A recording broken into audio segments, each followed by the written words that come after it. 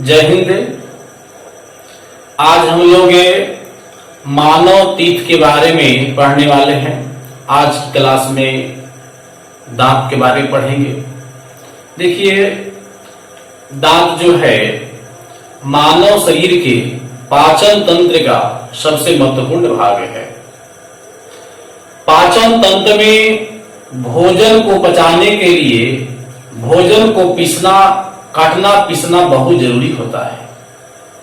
जब तक भोजन चूर्ण नहीं बनेगी तब तक भोजन का पाचन सही से नहीं होता है, और भोजन का पाचन सही से नहीं होगा तो भोजन में जो पोषक तत्व है, कार्बोहाइड्रेट, प्रोटीन, वसा, फैट्स, मिनरल्स, विटामिन्स वगैरह वगैरह, ये सब हमारे ब्लड में नहीं जा पाएंगे, जिससे सेल का विकास नहीं होगा और हमारा शरीर का भी विकास नहीं होगा।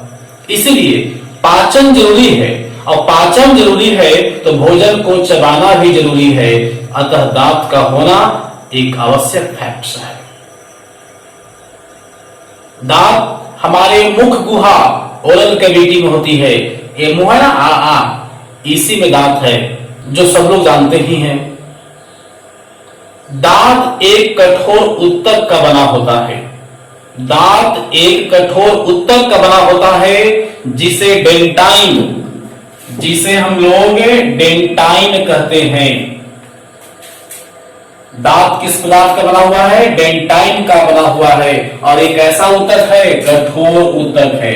कठोर का मतलब हो गया हार्ड टिश्यू। कठोर का मतलब हो गया hard tissue, means human teeth hard tissue का बना हुआ है, और वह टिश्यू क्या है? डेंटाइन है। और यह डेंटाइन बना हुआ है ट्राई कैल्शियम फॉस्फेट।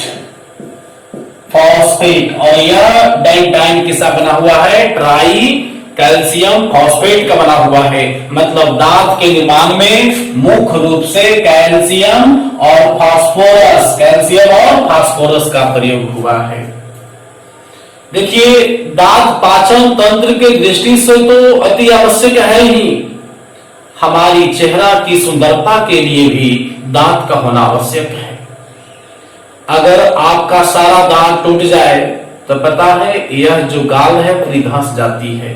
तो आज जो आपका गाल खिला खिला हुआ है, जो गाल उभरा हुआ है, जो गाल एक आकर्षक दिख रहा है, इसका मुख्य वजह है दांत। स्टडी ऑफ टीथ ओडोंटोलॉजी मतलब स्टडी ऑफ टीथ का बात किया जाए, स्टडी ऑफ टीथ की बात किया जाए तो इसको बोलते हैं ओडोंटोलॉजी।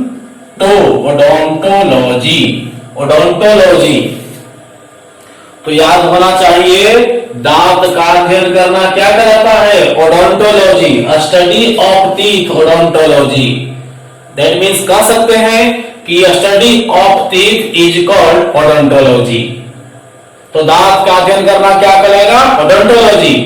दांत का अध्ययन करना ओडोंटोलॉजी कहलाएगा। लेकिन ध्यान देना है इस बात पर कि कहीं डेंटोलॉजी न लिखा मिल जाए।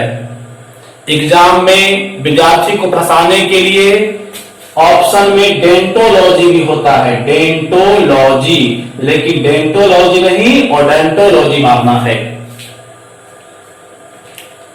दांत का जो डॉक्टर होता है, जो हमारे दांत में समस्या होने पर इलाज करता है, ट्रीटमेंट करता है, उसे हम लोग डेंटिस्ट बोलते हैं। उसे हम लोग क्या बोलते हैं? डेंटिस्ट बोलते हैं। तो एक बार फिर से हम बात कर लेते हैं, दांत किसका बना हुआ है? डेंटाइन उत्तक का। वह उत्तक कैसा होता है? कठोर होता है। डेंटाइन का रासायनिक नाम क्या होगा? ट्राई कैल्शियम फॉस्फेट का फार्मूला की अगर बात किया जाए तो C3PO4 का होल 2 होता है। यही है आपका डेंटाइन मतलब दांत का फार्मूला। लेकिन एक बात ध्यान देना है कि दांत में एक और परत का नाम आता है इनामेल, जो आगे चलकर क्लास में पढ़ेंगे। इनामिल भी एक नया शब्द आवेगा। देखिए इनामिल जो है, इनामिल का भी फॉर्मूला यही होगा, CA3PO4 का होल 2। मतलब इनामिल भी जो है वो ट्राई कैल्शियम फॉस्फेट ही है, लेकिन बस अंतर यह है कि ये क्रिस्टल है, रवेदार है, बहुत हार्ड है। डेंटाइन से भी हार्ड कौन होता है? इनामिल। डेंटाइन से भी हार्ड कौन होता है? इनामिल। यह सबसे हार्ड होता है, सबसे हार्ड होता है। तो कभी एग्जाम में प्रश्न आ जाए कि मानव शरीर का सबसे कठोर अंग, मानव शरीर का सबसे कठोर भाग आ जाए, तो याद रखिएगा डेंटाइन और इनामिल होगा। डेंटाइन ऑप्शन में है तो डेंटाइन मारेंगे, और डेंटाइन और इनामिल अगर दोनों ऑप्शन में रहेगा तो फिर हम इनामिल मारेंगे। क्योंकि पूरे बॉडी से कठोर डेंटाइन है और डेंटाइन से भी कठोर कौन है? इनामिल है। क्योंकि यह जो है क्रिस्टल नहीं है, लेकिन यह क्या है? क्रिस्टल है, अमोर्फस है, लेकिन यह क्या है? क्रिस्टल है। दैट मीन्स यह इस डेंटाइन से भी हार्ड क्या होगा? इनामिल होगा। तो यहां से 2-3 प्रश्न बनती है। मानव शरीर का सबसे कठोर अंग, मानव शरीर का सबसे कठोर भाग, मानव शरीर का सबसे कठोर पदार्थ, तो एक आंसर डेंटाइन बनेगा और दूसरा आंसर क्या बनेगा? इनामिल बनेगा। देखिए असली का स्ट्रक्चर देख लीजिए। जैसे मान लो कि यह दांत का हम एक स्ट्रक्चर बना रहे हैं ना, देखिए इस प्रकार से ये दांत का एक, ये जो है से गम है, गम मतलब मसूड़ा होता है, और ये आपका तीत है। इसी तीत के ऊपर में एक लेयर होता है, देखिए इस प्रकार से ऐसे एक लेयर होता है। इसी लेयर को हम लोग इनामिल कहते हैं, आगे चलकर पढ़ेंगे। और इस लेयर को हम लोग डेंटाइन कहते हैं। इस लेयर क्या कहते हैं? डेंटाइन। मतलब अमोर्फस जो भाग है, जो इंटीरियर भाग है दांत का, जो मुख्य भाग है वो डेंटाइन है, और एक पतली सी लेयर है, एक पतली सी लेयर है पेंट के समान, जिसे क्या कहते हैं? इनामिल। और यह सबसे चमकदार होता है, चमकदार होता है। याद रखिएगा दांत में चमक किसके वजह से है? इनामिल के वजह से। दांत में चमक किसके वजह से? इनामिल की वजह से। आगे हम लोग पढ़ेंगे, बट हम लोग इंट्रोडक्शन में ये सब देख रहे हैं, तो कुछ बातें को ध्यान देना है। एक बार फिर से हम इसको रिपीट कर दे रहे हैं। दांतों का अध्ययन करना ओडोंटोलॉजी, दांत के डॉक्टर को डेंटिस्ट। दांत कैसा, दांत किस प्रकार का उत्तक बना हुआ है? कठोर उत्तक बना हुआ है, हार्ड टिश्यू का बना हुआ है। और हार्ड टिश्यू क्या है? तो डेंटाइन है और इनामिल है। डेंटाइन का formula try calcium phosphate, formula क्या हो जाएगा? CA3PO4 का होल 2। इनामिल का भी जो फॉर्मूला होगा यही होगा, CA3PO4 का होल 2। लेकिन अंतर क्या है? डेंटाइन और इनामिल में अंतर है कि यह अमोर्फस है, बेरवेदार है, और यह जैसे क्रिस्टल है, रवेदार है। अब हम लोग केमिकल स्ट्रक्चर ऑफ टीथ देखेंगे। देखिए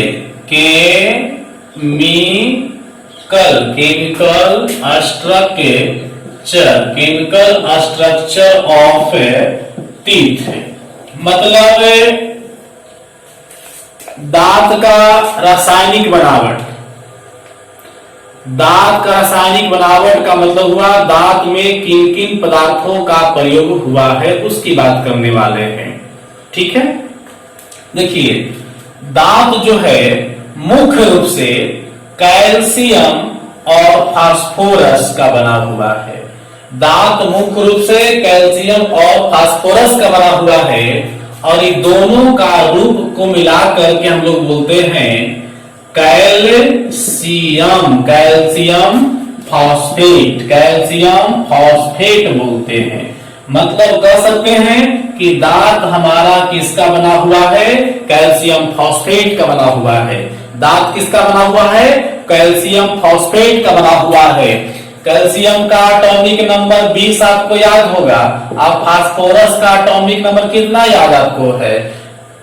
15 होती है।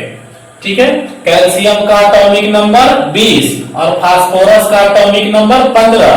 तो दांत के निर्माण में किन खनिज का प्रयोग हुआ है, तो कैल्शियम और फास्फोरस का, इसका कॉम्बिनेशन जो होता है वो कैल्शियम फॉस्फेट होता है, कैल्शियम फॉस्फेट होता है। अगर इसका सूत्र की बात करें, फॉर्मूला की बात किया जाए अगर, तो इसका फॉर्मूला होता है Ca3 और PO4 होता है। ये हो गया, जिसको मिला पूरी तरह से हम लोग इसका केमिकल नाम देंगे ट्राई कैल्शियम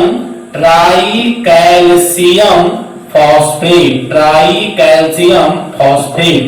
तो अगर कभी भी आपसे दांत का फॉर्मूला पूछा जाए, सॉरी दांत का फॉर्मूला नहीं, केमिकल फॉर्मूला, दांत का फॉर्मूला अलग होती है, तो दांत का केमिकल फॉर्मूला पूछा जाए तो ट्राई कैल्शियम फॉस्फेट Ca3PO4 का होल 2। एग्जाम में प्रश्न पूछा जाए कि दांत किस खनिज से बना हुआ है, तो क्या नाम देंगे, कैल्शियम और फास्फोरस। मतलब दांत के निर्माण में यही मेन है। ऐसे देखो, दांत के निर्माण में फ्लोरीन का भी प्रयोग हुआ है, दांत के निर्माण में कार्बोनेट का भी प्रयोग हुआ है, कैल्शियम कार्बोनेट का भी प्रयोग हुआ है, दांत के निर्माण में विटामिन का भी प्रयोग हुआ है। देखिए, अभी जो हम लोग ट्राई कैल्शियम फॉस्फेट का जो नाम लिए और फॉर्मूला Ca3PO4 का जो होल 2 की बात किए, इसी को संयुक्त रूप से डेंटाइन कहा जाता है, इसी को संयुक्त रूप से डेंटाइन कहा जाता है और इनामिल कहा जाता है। तो बस दोनों में क्या अंतर यह है कि यह जो है बेरवेदार है, जिसको हम कह सकते हैं अमोर्फस टाइप का होता है, और यह जो है रवेदार होता है, मतलब क्रिस्टल होता है। क्रिस्टल होने की वजह से डेंटाइन से भी ज्यादा कठोर कौन होगा, इनामिल होगा।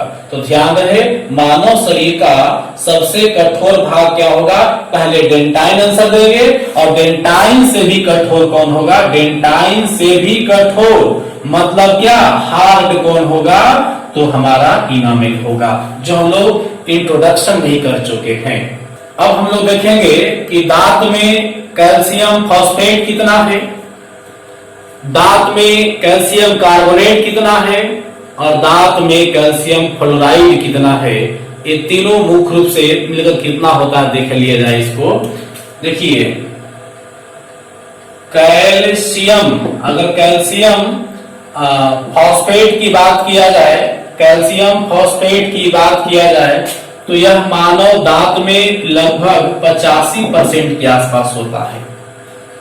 याद करिए, कैल्शियम फॉस्फेट लगभग कितना होगा, 85% होगा, और कैल्शियम कार्बोनेट यानी CaCO3 यह जो होगा 10% के आसपास होगा। कितना होगा, 10% होगा। कैल्शियम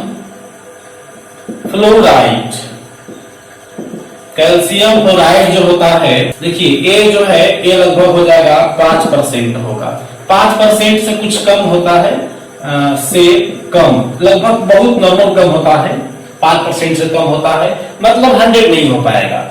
85, 10, 95 और 5 100 हुआ, लेकिन 100 से कुछ कम रहेगा, क्योंकि इसके अलावे दांत में कुछ और भी पदार्थ होते हैं। ये हम लोग मुख्य रासायनिक पदार्थों की बात किया हमने। एक बार फिर इसको देखा जाए, कैल्शियम फॉस्फेट हमारे दांत में कितना, 85%, कैल्शियम कार्बोनेट कितना है, 10%, और कैल्शियम फ्लोराइड कितना होता है, 5% है। तो याद हो गया। देखिए, और इन तीनों को संयुक्त रूप से हम लोग क्या करते हैं, डेंटाइन, क्या कहते हैं, dentine plus enamel, dentine plus क्या कहेंगे इसको, इनामिल। इस बात को ध्यान रखना है। मानव दांत में इन पदार्थों के अलावे, मतलब calcium phosphate, calcium carbonate, calcium fluoride के अलावे कुछ और ही पदार्थ हैं या अलग रूप में देखा जाता है, उसको देख लीजिए उसका स्ट्रक्चर क्या है।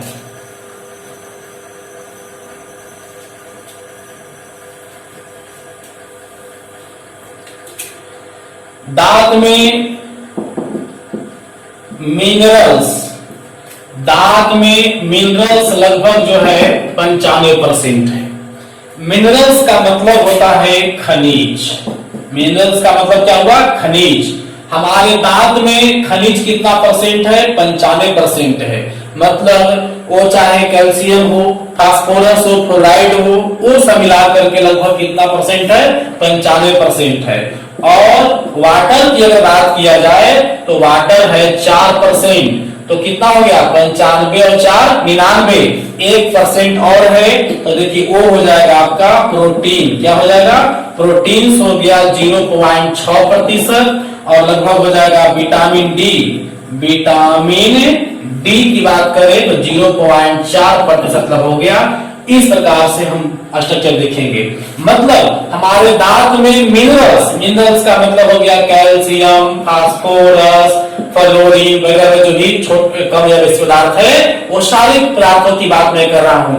मिनरल्स कितना है? 95%। वाटर कितना है? 4%। प्रोटीन कितना है? 0.6%। विटामिन कितना है? 0.4%। देखिए मिनरल्स वाटर की बात तो करेंगे हम लोग बाद में। प्रोटीन्स बॉडी बिल्डर शरीर के विकास में सहयोग करने वाला पदार्थ है जो कि हमारे दांत में 0.6%, मोटा मोटी 1% से कम होती है। विटामिन डी जिसकी मुख्य स्रोत या मुख्य प्राप्ति सूरज के प्रकाश से कहेंगे तो विटामिन डी जो है 0.4%। और पता है विटामिन डी दांत में होने से क्या लाभ है? विटामिन डी होने से कैल्शियम अवजर्व होगा, कैल्शियम का अवशोषण होता है, अवशोषण होता है या कहिए कि निर्माण होता है। मतलब हमारे दांत में कैल्शियम की मात्रा बढ़ाने के लिए, कैल्शियम को मजबूती प्रदान करने के लिए विटामिन डी का होना अनिवार्य है। विटामिन डी नहीं होगी तो हमारे दांत में कैल्शियम की उपस्थिति मात्रा क्या हो जाएगी? कम जाएगी और दांत कमजोर पड़ जाएगा। दांत को मजबूत होने के लिए कैल्शियम का होना बहुत ही जरूरी है। देखिए एक और बात हम लोग किए थे, फ्लोरीन भी दांत में होती है लेकिन फ्लोरीन नॉर्मल मात्रा होनी चाहिए। ज्यादा मात्रा में फ्लोरीन होने से दांत पीले पड़ जाते हैं, दांत टेढ़े होने लगते हैं और दांत झड़ने भी लगते हैं। दांत तो ध्यान देना आप लोग को कि दांत में फ्लोरीन की मात्रा ज्यादा भी नहीं होनी चाहिए और कम भी नहीं होनी चाहिए, यह नुकसानदायक होता है। अब हम लोग पार्ट्स ऑफ टीथ करेंगे, मतलब दांत की भाग। पार्ट्स ऑफ टीथ, दांत के भाग। देखिए दांत के मुख्य रूप से 3 भाग होती है। आइए देखते हैं। पहला हो गया रूट, दूसरा हो गया नेक और तीसरा हो गया क्राउन। तो ये हुए दांत के 3 भाग जिसको लोग फिगर के माध्यम से देखेंगे। देखिए यह जो है फिगर देखिए,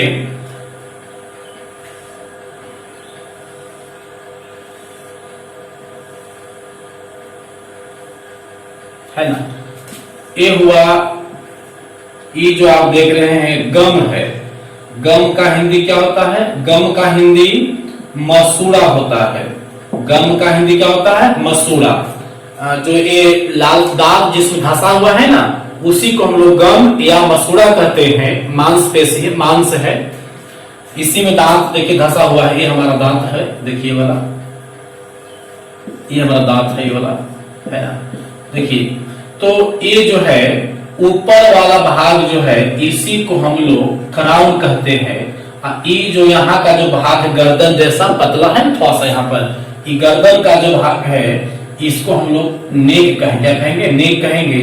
जो अंदर मसूड़ा में धंसा हुआ है इसको हम लोग रूट कहेंगे। आप पेड़ में सुने होंगे कि जमीन में जो भाग धंसा होता है उसको जड़ कहते हैं। ठीक उसी प्रकार से दांत का जो भाग जमीन में धंसा हुआ है उसको रूट कहेंगे, बीच का जो भाग यहाँ थोड़ा सा पतला हुआ है इसको हम लोग नेक कहेंगे, और ऊपर का जो भाग है क्राउन कहेंगे।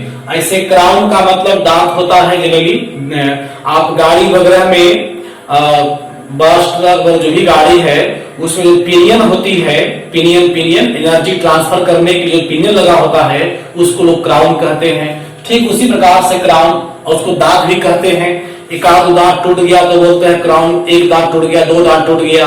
ठीक उसी प्रकार से क्राउन है। देखिए क्राउन का काम है भोजन को काटना,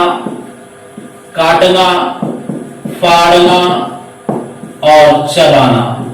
इस प्रकार से इसका मुख्य रूप से तीन जो भी काम है, मतलब भोजन को काटना, छाटना, फाड़ना, चबाना जो भी काम है वो किसका है? क्राउन का है। और रूट जो है वो दांत को नीचे हड्डी में, जबड़े की हड्डी में बांध कर रखता है। लेकिन जानते हैं दांत की स्वस्थता की दृष्टि से रूट ही मुख्य है। अगर दांत में ऊपर का भाग ऐसे टूट जाए, अगर कभी डैमेज कर जाए तो आपको कोई नुकसान, कोई दर्द वगैरह नहीं है, कोई हेल्थ प्रॉब्लम नहीं है टूट जाने से। लेकिन जानते हैं रूट अगर इफेक्टिव हो गया तो आप काफी परेशान होंगे। एक यहाँ पर देखिए रूट से प्रॉब्लम होता है और इसको ट्रीटमेंट बोलते हैं रूट कैनाल ट्रीटमेंट। शॉर्ट में इसको हम लोग क्या कहते हैं? आरसीटी कहते हैं। एग्जाम में प्रश्न भी आया था कि आरसीटी का संबंध किससे है? तो आरसीटी का संबंध दांत से है, और आरसीटी का पूरा नाम क्या होगा? Root canal treatment. देखिए आरसीटी क्या होती है वो देखना है। आरसीटी क्या होती है कि जैसे जड़ में देखो यहां से जब इस प्रकार से यहां से ब्लड कैपिलरीज, ब्लड नली लगी होती है। देखिए इस प्रकार से ऐसे यहां से ब्लड नली लगी होती है, ब्लड का सप्लाई होता है इस भाग में। लेकिन इस भाग में इन्फेक्शन हो जाने से, इन्फेक्शन का मतलब संक्रमण हो जाने से, चाहे दांत हिलने से हुआ हो या अपने आप हुआ हो, किसी प्रॉब्लम से हुआ हो, अगर ये जो आप ये ब्लड कैपिलरी देख रहे हैं, जो नस है ये वाला, इससे जाने वाली ब्लड, ये जो ब्लड की वेन्स वगैरह देख रहे हैं आप, इसमें इन्फेक्शन हो जाने से, संक्रमण हो जाने से आपको दांत में कनकनाहट या दर्द वगैरह होने लगती है। तो डॉक्टर करते क्या है कि इसी इन्फेक्टेड मटेरियल को डॉक्टर हटाता है और उसको ब्लॉक करता है, जिसे हम लोग रूट कैनाल ट्रीटमेंट आरसीटी कहते हैं। इसमें डॉक्टर करते क्या है? ऊपर से दांत को काट देते हैं, काटने के बाद नीडल वगैरह से, ड्रिल मशीन से, इंस्ट्रूमेंट के द्वारा इसको पूरे जो इन्फेक्टेड मटेरियल है इसको हटाते हैं, और हटा करके इसको ब्लॉक कर देते हैं। अब ब्लॉक कर देते हैं और उसके बाद ऊपर से दांत पर कैप लगा देते हैं। यही है पूर्ण रूप से आरसीटी का फॉर्मूला।